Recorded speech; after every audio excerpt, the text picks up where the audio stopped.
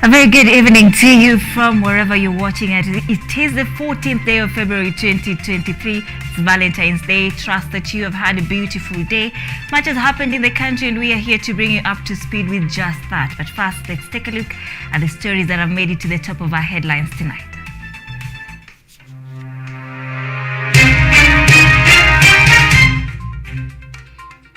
President William Ruto says opposition cannot bar the government from performing its duties as he leads the country National Prayer Day at Nyayo National Stadium.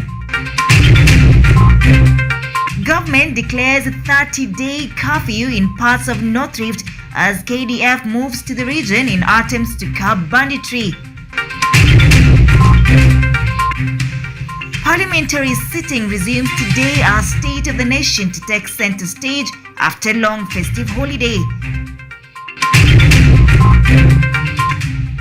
And Kenyatta National Hospital asks Kenyans to collect and claim bodies from its farewell home, warns of disposal in the next 7 days.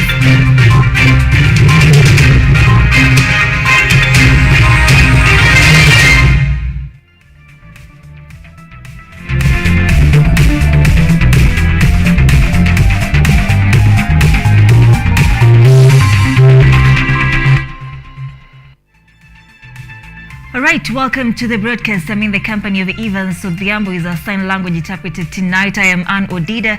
Remember, we are streaming this broadcast live on our social media platforms at KUTV_Kenya. We will be having an interview on women and devolution later on in the bulletin, so stay tuned for that. Let's get started.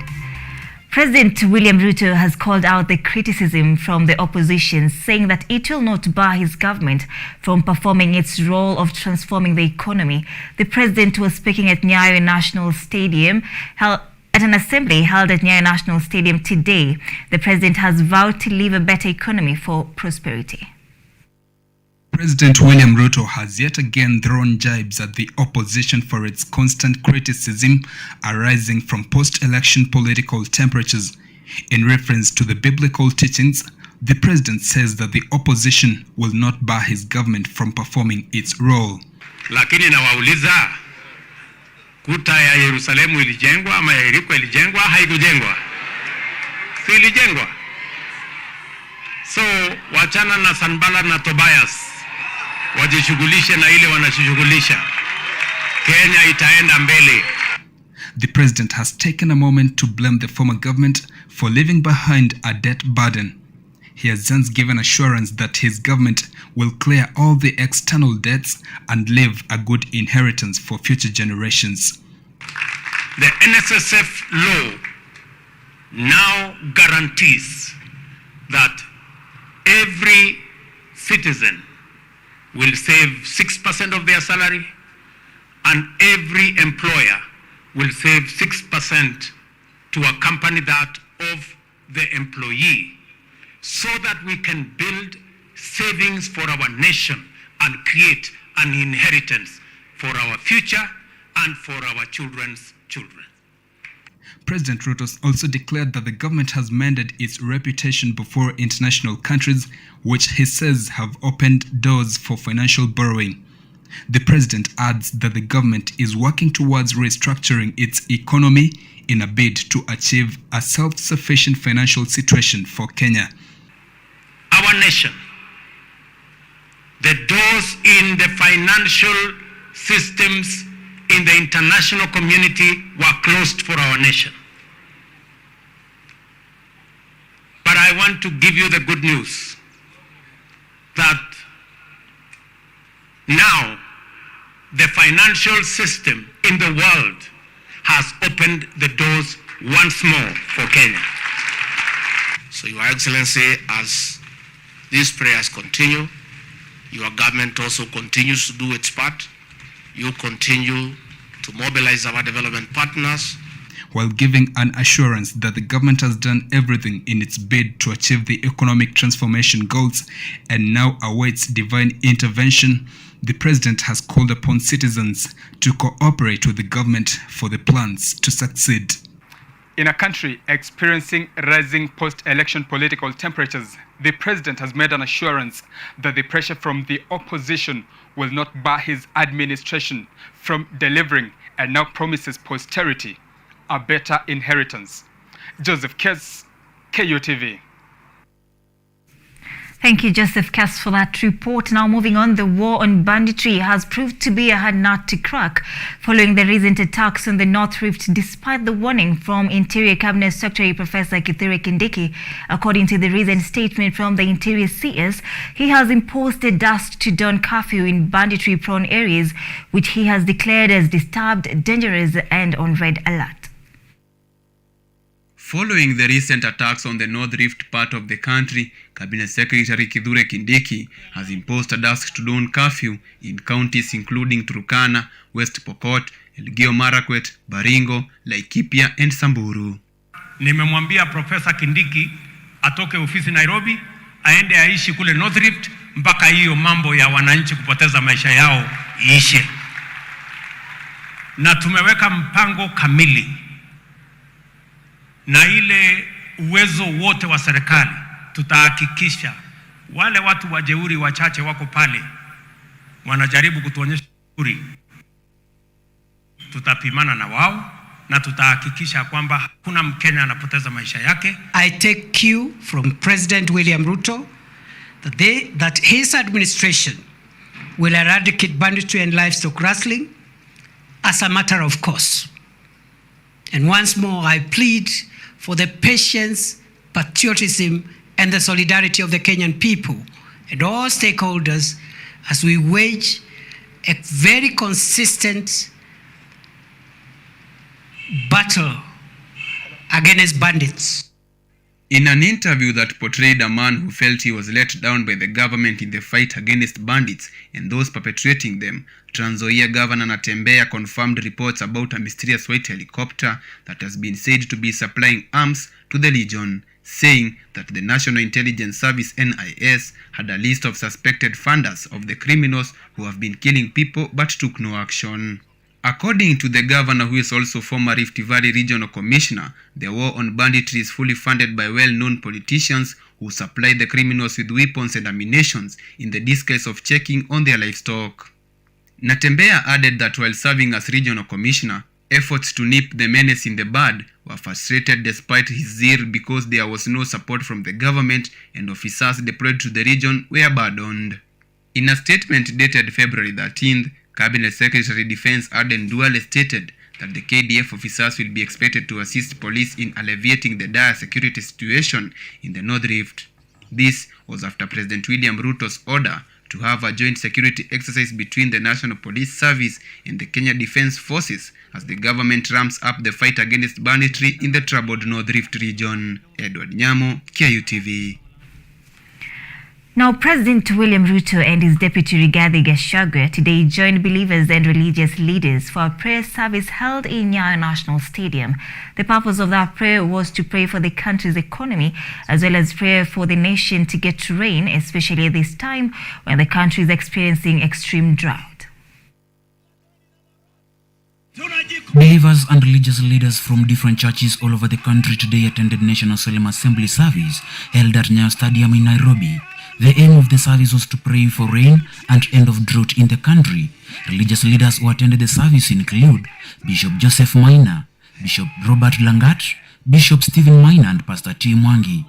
President William Ruto thanked the people who attended the service, assuring them that he will work together with the religious leaders in implementing his development projects, adding that time for the Kenyan doors to be open has come.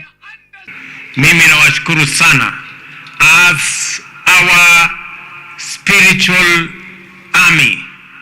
You have stood firm and we will walk this journey together as a government of Kenya and as our religious leaders. Tutafanya hiyo kazi pamoja.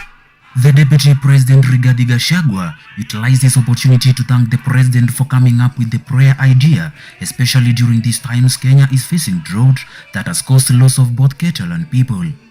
Your Excellency, we face many challenges with our young people, and these prayers are most appropriate as we pray for those who are selling cheap and illicit liquor to our young children, that God can touch their hearts to change their ways and be merciful to our children. Religious leaders led by Pastor T. Mwangi took the opportunity to pray for the country during this special day, condemning idolatry and lesbian, gay, bisexual, transgender, queer, LGBTQ, citing them as main cause of sin in the country. We live in a time of videos, a time of movies. Some of these movies are selling an agenda. LGBTQ has been packaged in movies. They are in our app and our YouTube. But we must take charge and declare, may the Lord secure the eye of a generation. The eye of a generation will not be defiled. Pastor Dr. Winfred Lai called upon all leaders to involve God in their plans and whatever they do, for at the end, where God is involved, success must be witnessed. Sir, it shall surely happen, because God has heard our prayer. At the same day, a section of Kisii residents congregated at Kisii County Assembly Hall to observe the national prayers. Kisii County Deputy Governor Dr. Robert Monda said there is need for leaders to give God the first priority for their success in delivering their mandate. God must be ahead of us before we are able to lead.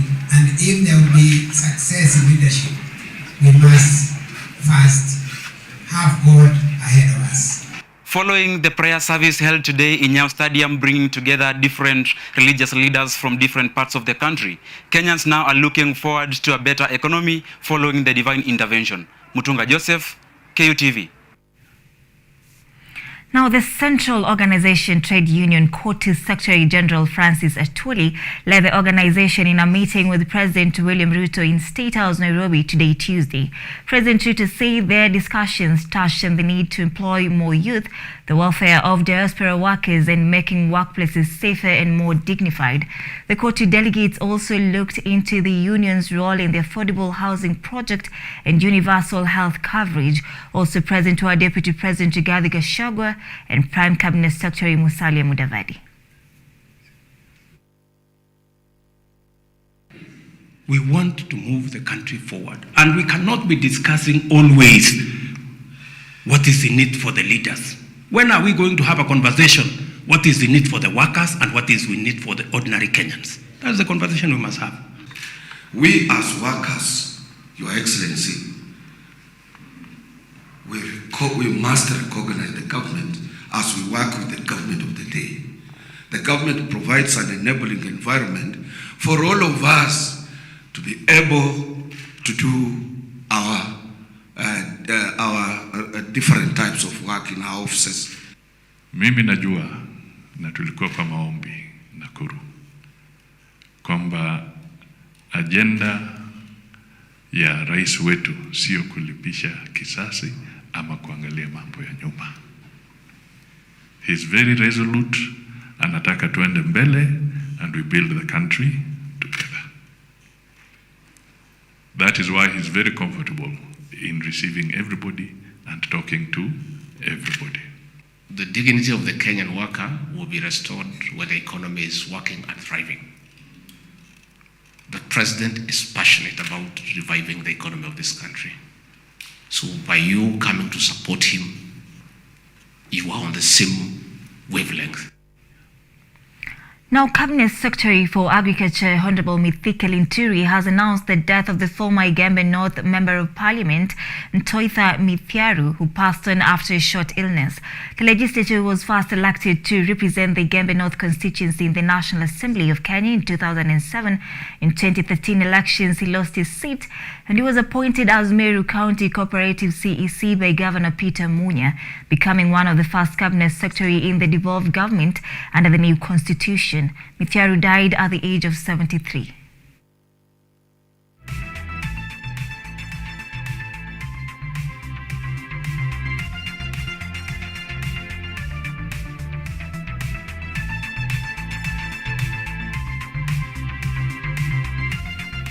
Moving on, Kenyatta National Hospital has called on Kenyans to collect unclaimed bodies from its farewell home.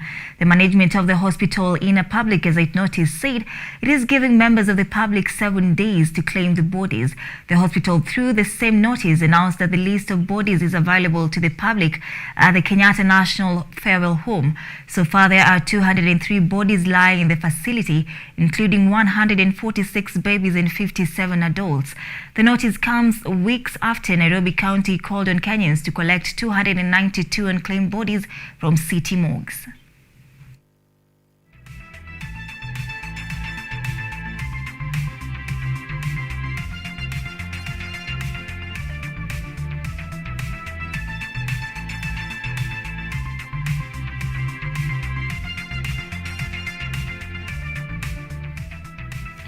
The National Assembly and the Senate have approved the appointed senators to serve in the Senate Business Committee after both houses agreed on the appointed committee. The National Assembly has also approved Johnson Muthama as commissioner to the Parliamentary Service Commission.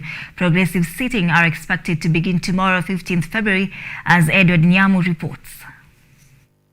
Following the resumption of parliamentary sittings in both the National Assembly and the Senate, the two bicameral houses have approved the appointment committee to serve in the Senate Business Committee and the National Assembly respectively. However, in the Senate, drama was observed after two senators who include Senator Karen Nyamo and Senator Gloria Orwoba were kicked out. And according to Speaker Amason Kingi, Karen Nyamo was kicked out due to improper dressing, while Senator Gloria was kicked out for wearing stained attire. However, Gloria explained herself, saying she was on her periods. Additionally, the National Assembly completed assessing the statement of the Parliamentary Service Commission regarding the appointment of Johnson Muthama, appointed as a new member commissioner in the service of the Parliament. The Speaker of Parliament, Moses Wetangula, approved the appointment after the MPs passed the bill. Extensive parliamentary sittings are expected to start tomorrow, the 15th of February, with both houses expected to discuss on the state of the nation. Other key proceedings will include county government additional allocation cash disbursement scheduled for financial year 2022-2023. Edward Nyamo, KUTV. All right, 20 minutes past the top of the hour. We are taking a very fast short break at this point. Of course, we still have much in store for you, so stay with us.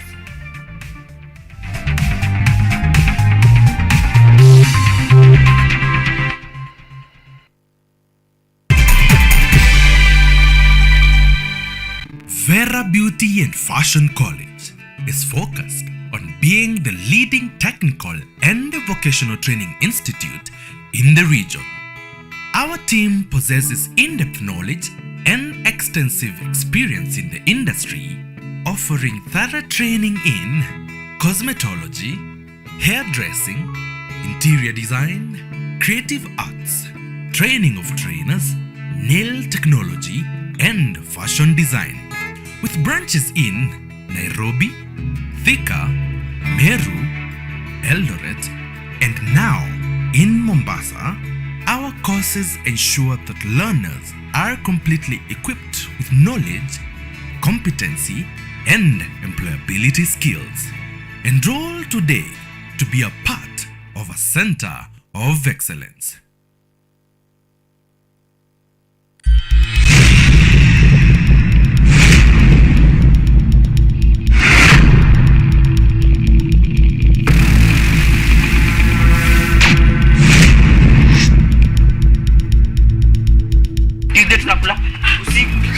Tuachane na break kwanza, tuende lunch. Chapo.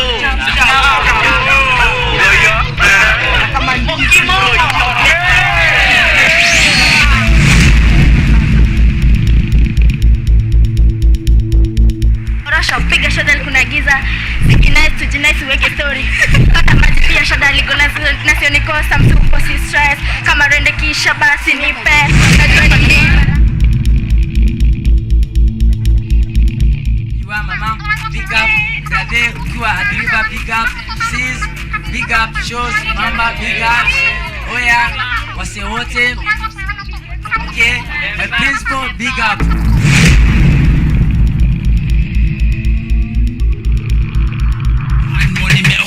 Whatever me say no, I know, no, I know, dancing, me shika, my shit, I need.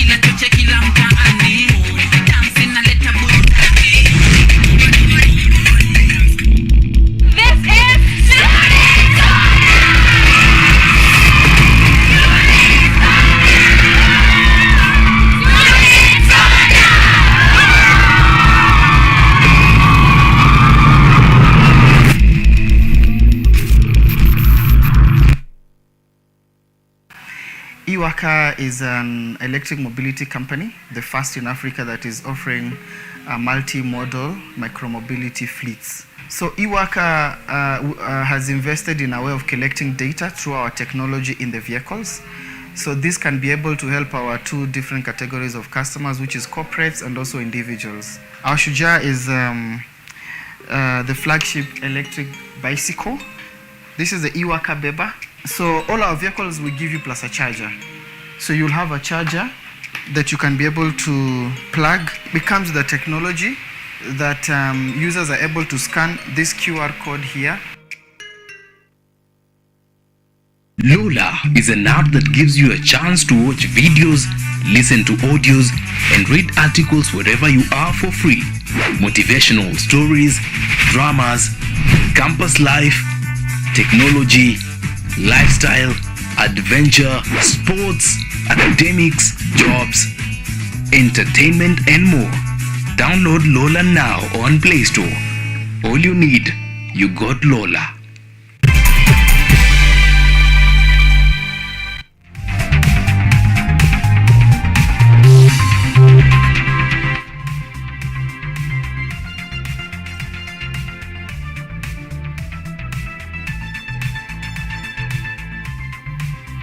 Welcome back. Thank you for staying with us. Let's continue with our coverage. Now, a 19-year-old girl from Kakamega County is crying for medical assistance to help her undergo a kidney transplant at the Moi Teaching and Referral Hospital in Eldoret. Apart from surviving on only one kidney, I beg your pardon, Valentine Wawire also suffers a double misfortune of having a heart problem. Here's Kadari Chari with that report. 16-year-old Sarah Kauchi Naftali from Adward, Kilifi County has not reported to Moi Girls High School Isinya, where she was offered a Form 1 slot after scoring 405 marks during last year's Kenya Certificate of Primary Education at Bandacho Primary School, Magarini constituency. Depressed Sarah has continued to lose hope of ever stepping into her dream school as her parents cannot afford her school fees. Shule. Kuna baadhi ya watoto ambao walifanya vizuri na hawajaweza kuenda shule. Kuna wengine wako na 400, lakini hata tunavyoongea saa hii bado wako nyumbani. Despite applying for scholarships from organizations such as Equity Bank's Wings to Fly and the Elimu scholarship programs, the bright girl did not get any assistance and resigned to manual jobs of crushing stones in order to make ballast for sale, alongside her mother Mariam Rogers. However, what they get is hardly enough to even put food on their table. Fee structure huko nasema kwa 75,789. Sasa hii ninavyoongea hapa sijapata nafasi ya kwenda shule kwa sababu ya wazazi wangu hawana fedha ya kunipeleka shule. Mtoto wangu Sera Kauchi amepita mtihani lakini sijapata namna ya kumpeleka shule. Sasa naomba msaada kwenu. Sarah is worried that if she does not report to school early enough, her space might be taken by another student. The mother, Miss Rogers, has called on well-wishers to come to their rescue and enable the girl to go to school. Tuko na changamoto nyingi katika hii eneo letu. Kwa hivyo ninaomba msaada tu kwa wahisani wawasaidie ili waweze kuenda shule. Bandacho Primary School head teacher Constance Kanze Mwaria said out of the 17 candidates who scored 400 marks in her school, 4 including Sarah were yet to join secondary school due to poverty in their families. Ombi langu hasa kwa serikali na mashirika ya kibinafsi ni kwamba wakaweze kujitokeza, waweze kuwasaidia hawa watoto ili wakaweze kujiunga na shule zile ambazo wameitwa. Human rights activist Justin Kitonyo says that hundreds of students in Kilifi County have not been able to join Form 1 due to lack of fees, urging the government, local leaders, corporate and non-governmental organizations to scout for such students and aid them in joining school. Joy Maina, KUTV, Nairobi. We apologize for that confusion. That is a story of one Sarah Kauchi Naftali from Kilifi County, who is appealing for school fees. Now let's move on. Mombasa businessman Teddy Onsumundemo, operating as Republic of Israel travel agent, has been charged again in Mombasa court for defrauding millions of shillings from Kenyans who had planned to travel to Israel as tourists. The suspect is facing similar charges before Mombasa Chief Magistrate Martha Mutuku, where he was charged last year with similar charges for defrauding Kenyans who wish to tour Israel nation. Teddy Osomudemo had been charged in 2022 with fraud, where he and allegedly conned Kenyans millions of shillings with hope that they would travel to Israel as a tourist destination. Osumu, who has portrayed himself as a travel agent for the Republic of Israel, is before Mombasa court for the very same charges. According to charge sheet presented before Resident Magistrate Vaola Modoni last year, the accused on diverse date between November 7, 2020 in September 2021, with others not before the court, he fraudulently obtained 210,000 from John Dirango Gidenji through false pretense, promising to process his traveling document and visa to grant him entry into Israel, same narrative with the one Trefon Engina. With the same narrative in court today over cases of fraud, Teddy has pleaded not guilty, where he has been released on 100,000 bond, with one surety or an alternative cash bail of 70,000, with mention of case set to be on tomorrow Wednesday, 15th February. James Mureki Mwenda, KUTV. All right, allow us to take another second short break. At this point, you're coming back with an interview on women and devolved governance. Stay with us.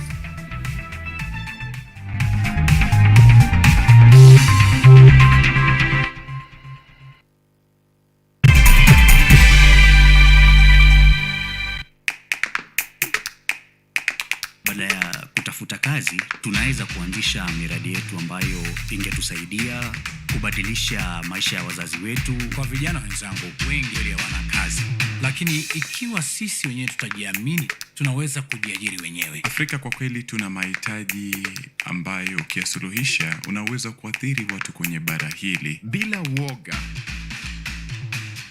Watu huwa na uzalishaji zaidi, wanajawa na ujasiri, wanakuwa wabunifu na wanakuwa wenye maarifa. Niliamua kuacha kazi, hata kama sitafanikiwa, nitakuwa nimejaribu, nitakuwa najua haiwezekani. Hakuna kitu cha ajabu hapa. Kila anayepata ufanisi hufanya kazi usiku na mchana. Kitu kitakusukuma na kuwezesha kupata maarifa ambayo hukuwa nayo. Tunajaribu kutengeneza kitu kitakachopita mipaka ya nchi hii. Ikiwa unataka kubadilisha ulimwengu, anza na nyumbani.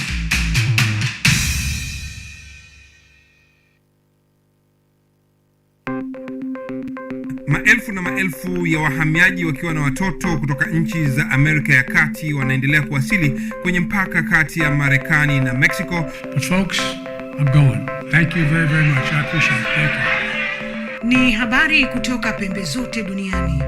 Pepopa siko kufuko. Pepopa ni idea. Sazidi ananyonya, hanyonyi vizuri, anakuwa hayuko comfortable. Jeshi la Jamhuri ya Kidemokrasia ya Kongo linapambana na waasi wa ADF.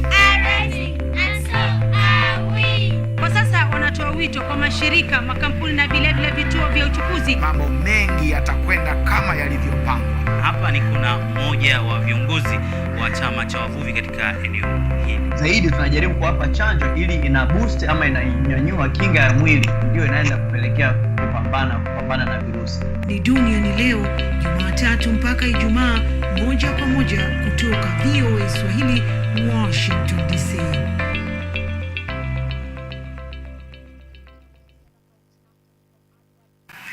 Iwaka is an electric mobility company, the first in Africa that is offering multi-modal micromobility fleets. So Iwaka has invested in a way of collecting data through our technology in the vehicles. So this can be able to help our two different categories of customers, which is corporates and also individuals. Our Shujaa is the flagship electric bicycle. This is the Iwaka Beba. So all our vehicles will give you plus a charger. So you'll have a charger that you can be able to plug. Becomes the technology that users are able to scan this QR code here.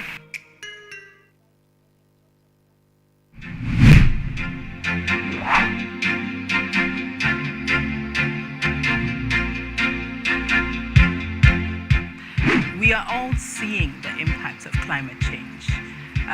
In Kenya, for example, the frequency of the floods is becoming more and worse. The amount of people and livestock we're losing.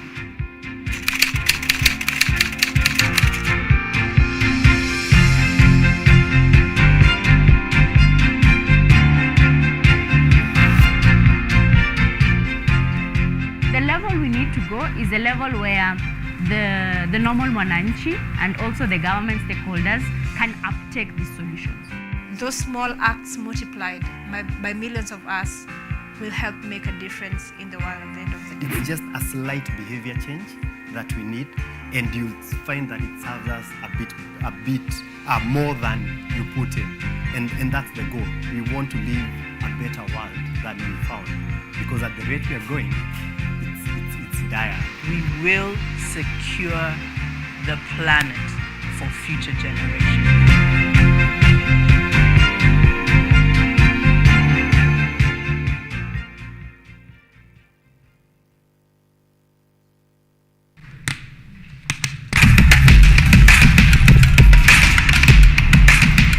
Access to knowledge. Solution to unanswered questions.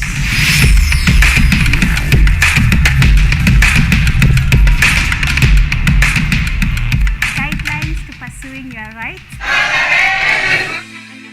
and repossessing your property, intellectual or material. This and more only on Law Matters.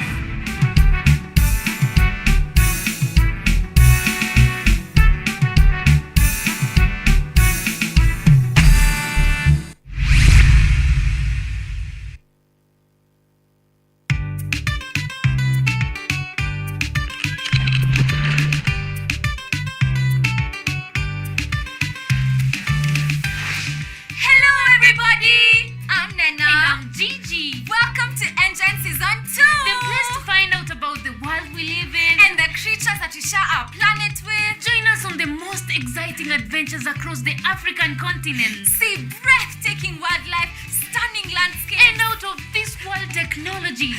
Meet incredible scientists and learn fantastic facts. Explore, discover, be amazed. Be part of the next generation of African change makers. Be a part of Engine, Africa's #1 science discovery program. Yay! We're learning every day. Let's go. Engine leads the way.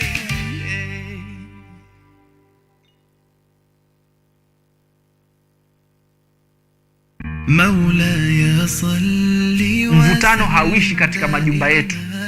Huyu ataka hili, huyu ataka hili. Huyu avuta huku, huyu avuta huku. Na usishangae kuna watu hutumia mpaka milioni 1 kuoa tu mke, gharama yote. Ndiposa pale sasa vijana wanapoaoa wale wasichana wanakuwa wakali kweli kweli. Maulaya salli wa sallim daiman abadan ala habib. Kurunzi ya kilimo huimarisha afya na uchumi endelevu katika jamii. Ni msingi mkubwa wa kipindi Boresha Kilimo. Kipindi hiki kinajikita katika teknolojia ya kisasa, utafiti na ushirikishaji wa wadau wa kilimo kuonyesha shughuli mbalimbali shambani. Kwa suluhu ya utoshelevu wa chakula, tazama Boresha Kilimo.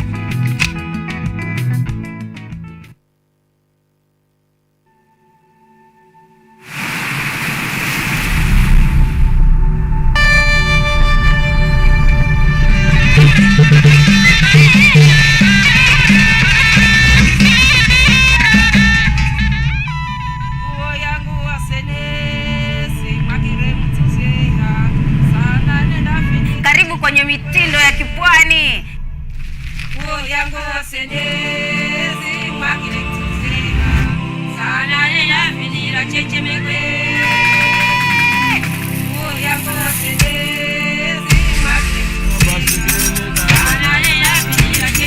Yaani unavyoona basi niko kipwani pwani tu.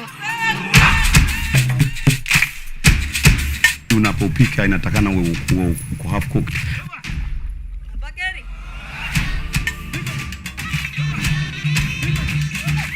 Tui ni nazi imekunwa, inawekwa kwa hii samaki juu. Wewe mwenyewe ukiangalia samaki, mtazamaji, utaona vile inapendeza. Niko Kilifi, niko katika kaunti ya Kilifi, magavazi ya Gede. Samaki mwenyewe ndio huyo kidogo. Samaki kidogo iko na maajabu kwa sababu ni tumbo yake iko juu ya kichwa.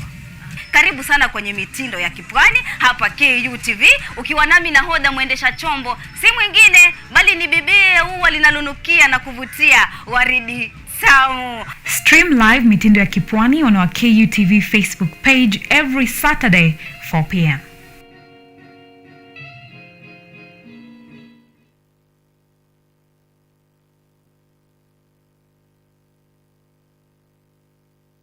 Hello everyone, this is the new chapter of Let's Be Fit. I'll be host DiCaplo. I'm here to give you various workouts. I'll be having different trainers. We'll have Zumba classes, we'll have aerobics classes, we'll have box exercise, we'll have kata box.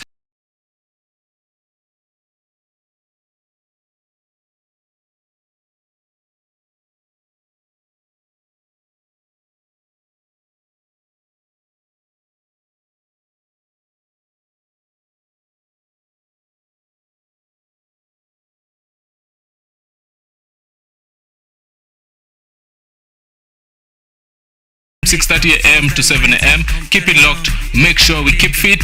And that's it from me to you. Let's be fit.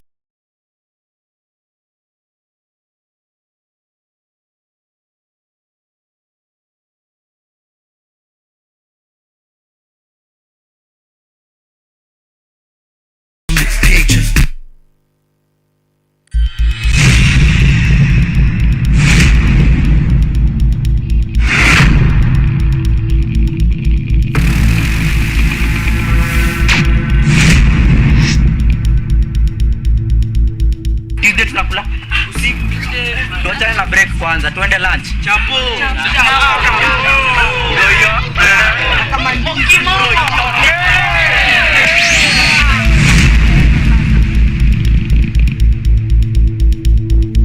Rasha piga shada kuna giza. Sikinai tujinai weke story.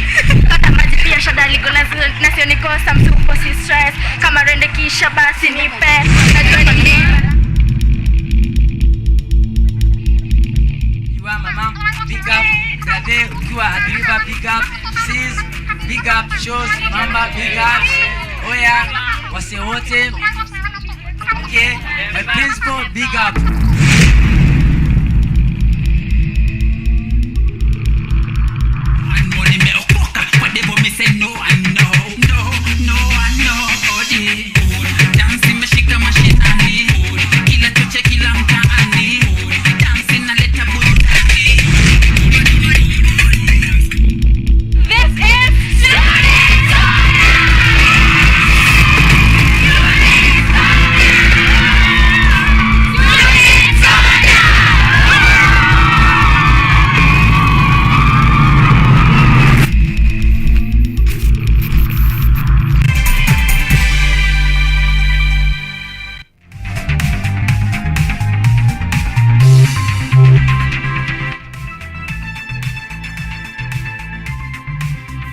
Right, welcome back. Thank you for staying with us. Now it's time for a discussion of the night. Women and devolved governance. That's our topic of the night. I am joined by Nora Kagan, a lawyer and the communications director, assistant communication director at Roots Party of Kenya. I want us to understand more about women in leadership. Welcome to Studio, Nora. Glad to have you here with us tonight. Thank you. How are you doing today? I am well. How are you? I'm doing well, fantastic. So let's just get right into it. When we say women and devolved governance, what do we mean? So these are two concepts in one. Women in leadership and development. So women in leadership basically is what is provided for in our constitution and is what is the grown norm in the country. We acknowledge that women have suffered so much historical injustices in the recent past, in as far as leadership is concerned. And so come the year 2010, Kenya promulgated a new constitution which allowed or which prescribed that women should be in the leadership front. And devolution is as well provided for in the constitution under chapter 11. And basically what it means is Kenya is now devolved state. All right, so that means we have 47 counties as opposed to what we used to have before 7. Yeah. Now, one of the reasons devolved governments were established in Kenya were as a means of promoting democratic and accountable exercise of power. So has devolution made leadership better in Kenya in this day and age? I believe it has by a very large margin. In so far as leadership is concerned, it has been brought down to the grassroots level. So at this stage we can see people contesting for MCA positions, women rep positions, gubernatorial positions. These are positions that were not there before. So we see many people in leadership right now, which is a good I'd say it's a good front. Yeah. So has it given more women access to power when we look at our counties now, considering one of the government's main agenda being gender parity when it comes to holding these offices? Has devolved governance now elevated women to power? It has. Devolved governance has really championed the idea of women in leadership. We see this in the constitution and in subsidiary legislation. So how this has happened is that women are now given, you see, there's the 2/3 gender principle, which is provided for in the constitution. It's actually one of the key principles of our constitution. So it has brought about so many instances where women who were previously not in leadership positions now are embraced in leadership. Yes. Now, how has devolved governance impacted the lives of women in Kenya? Not necessarily the women in power. Let's now talk about service delivery to counties that are women-led. Are there enough government services at these residents of these counties being empowered from your point of view? I believe so. And I say this because women have benefited both jointly and severally in this sense. There are so many instances where the whole county benefits when a woman is a leader, and there are instances where women benefit because a woman is a leader. So this is how, for instance, with these issues of security, issues of issues of security, issues of safe housing, these are things that both male and female benefit from. And then there are issues like sexual reproductive health, which benefit women majorly. And because now we have so many women in leadership, now we're seeing it more prevalent. Yes. All right. Now, what are some of the barriers that you would say women face when it comes to their participation in local decision-making processes? These are so many. But I'd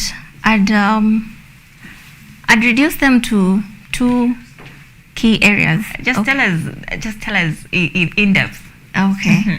So the hugest challenge we have as women in decision making is, of course, the cultural differences. All right. So this is because women have been brought up in such a way that we believe men are the ones who are to make decisions for us.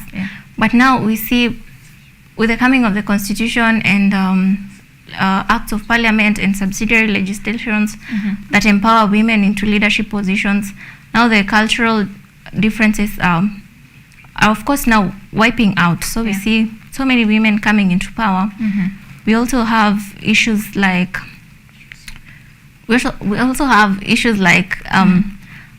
security, which of course deter women from contesting even. You know, if you imagine that you're going to the ground and you're going to face so many challenges, competing for a seat with a gentleman, you want to give up already. But now the constitution and so many administrative organs have come to cushion women to encourage them to vie for these positions.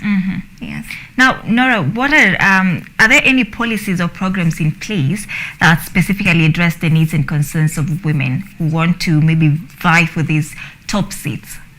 Yes, there are. Tell us about them, please. There are of course administrative programs. There are legislative programs, and if I may start with the legislative organs or legislative provisions, there are of course so many acts of parliament that come up with that provide for women's spaces. For instance, we have the Political Parties Act, Elections Act. We have the which other act? There are so many acts that provide for places for women in leadership. Yeah. And when it comes to administrative bodies, we have, or administrative programs, we have Kenya Human Rights Commission. Of course, it champions for women issues. Yeah. We have FIDA, we have GEC. We have so many programs and administrative bodies that offer this. Yeah. So what role can civil society organizations and women's group play in advocating for women's rights and gender equality in devolved governance? The CSOs play a huge role insofar as women empowerment is concerned. They play a huge role, especially when it comes to capacity building, creating civil awareness to tell women of the rights that have not been, of course, looked into, and just to highlight the plight of women who are suffering in different areas. Of course, we realize that in leadership, women are the minority. So when we have the CSOs come into play to neutralize the gender disparity, they play a huge role. It goes a very long way. Yes. Nora, so from your point of view, are there any success stories or best practices in promoting women's participation and empowerment in local governance that can be replicated in other areas? Yes, we do have a good number. If I may start locally, we can look at, say, Nakuru County. Yeah. Insofar as people want to categorize it, the leadership down there as Nakuru girls, I feel like this is a good example that people could look up to and see what are these women leaders in Nakuru doing that other counties are doing different. What can we borrow from Nakuru County that can be implemented in other areas? Regionally, we can look at Rwanda, for instance. Rwanda has also had the discussion on the 2/3 gender principle, and so far they are doing quite well insofar as women representation is concerned. Internationally, we have a huge number of countries we can look up to. We can look at the United States, United Kingdom, which have given women so many platforms insofar as leadership is concerned. All right, now, Nora, before we let you go, kindly tell us, how would you rate the state at the moment of women leadership, women and devolved governance in Kenya right now? I'd say we have made huge milestones. I mean, where we are coming from is very far. You'd reckon that prior to the promulgation of the 2010 Constitution, we rarely had any women in power. I mean, all the 7 provinces had men in power. But as at now, we have about 7 or 8 governors who are female out of 47. So that's a huge number, and I think we need to clap for ourselves, give ourselves a pat on the back. All right, Nora, that's just about it. Thank you so much for making time for us tonight. Thank you for having me. All right, let's continue with our bulletin from this point. We're coming back.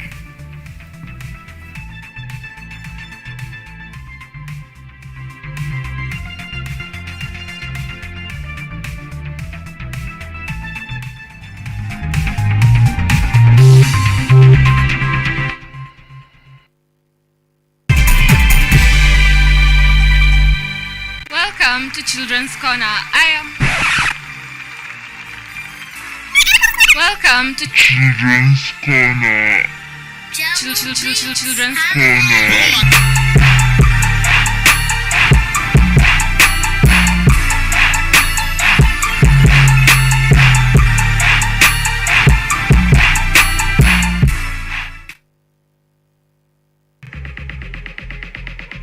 Tukishaichukua kutoka kwa field, we normally pack it where we pack it, and then we wash it. It is okay, what we wash is the normal plastics kuna zenye zina sink na kuna zenye zina float. Normally the ones they sink is the material for them, but for us is the ones that they sink. We have many challenges. We even grow muscles, but we are fine. Even our nails, they can't even grow. We always on water.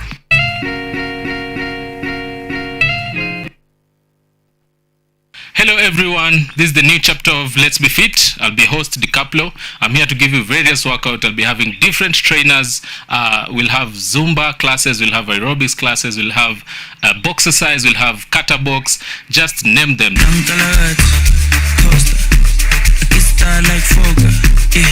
Pull up in a beam, too much, too clean, I'm tall. Don't foster, serious another. A big time player, crib too big and ganja. I went flexer, Tina said gym, The show comes every Thursday from 6:30 a.m. to 7 a.m. Keep it locked, make sure we keep fit, and that's it from me to you.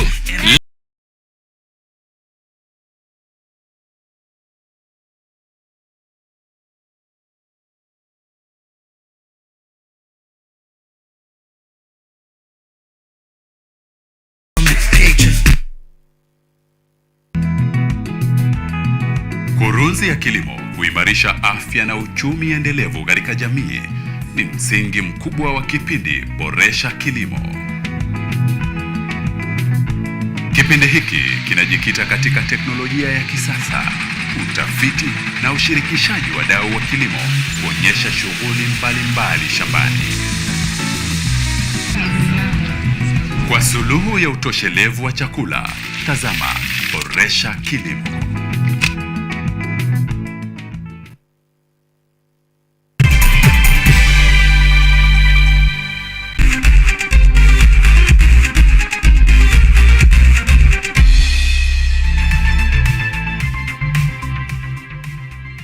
Welcome back. Thank you for being here. Now let's continue with sports news. Kenya Police whitewashed Moshi Khalsa of Tanzania 100 as they scored 100 as the Africa Cup for clubs champions entered its second day at the Sikh Union in Nairobi. Titus Kimutai was on target 4 times, while Matthew Momanyi bagged a brace. Vincent Odindo, Robert Masibo and Dunstan Wabwire were also on target. The Lawn Forces yesterday recorded a slim 1-0 win against Hippo of Zimbabwe, and they will take on record champions Al Shakir of Egypt on tomorrow.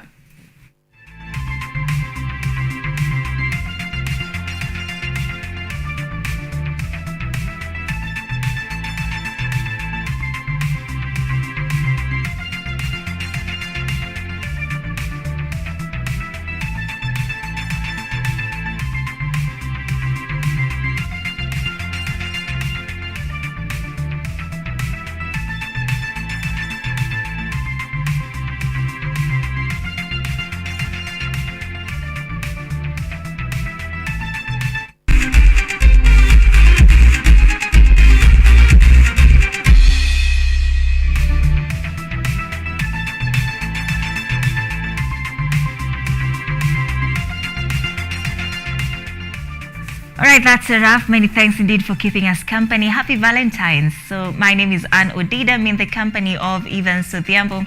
Have yourself a good night.